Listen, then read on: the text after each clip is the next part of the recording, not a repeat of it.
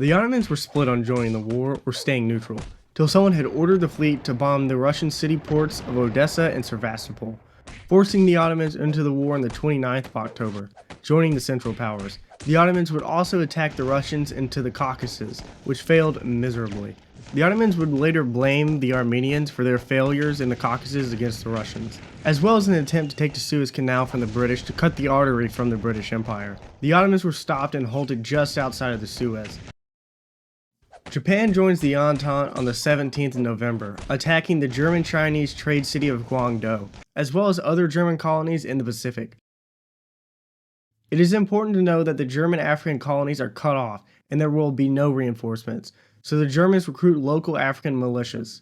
With these militias, they would attack the British and the French in a long and drawn-out guerrilla war in Africa, drawing many resources that can be used in Europe, and they become a thorn in the side to the British and the French.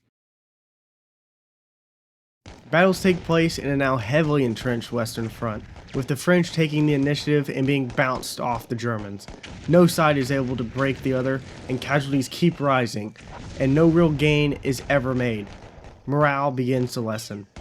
In the Western Front, there were segments that had truces on the 25th of December, where troops from both sides would exchange food rations, gifts from home, and personal items, as well as played football matches in the no man's land. The higher-ups did not like this and clamped down on the insubordination, due to the lack of following orders and the hesitation that would come with killing a man that you just broke bread with. This would be the last time an armistice would ever happen in a war like this.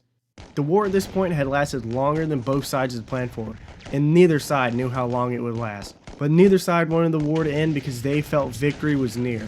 This is something that will become very common in high command on both sides of the war. But the men and their families were promised to be home by Christmas. And Christmas came, and Christmas went, and the war raged on. On the Western Front alone, nearly 2 million casualties have taken place within a span of 5 months. That is dead or wounded, civilian or military. Sadly, I cannot find an exact number, but this is the rough estimate that I could find. I also could not find a number for the Eastern Front, nor casualties in the Middle East or Africa. If you know any of these numbers, please let us know down in the comments.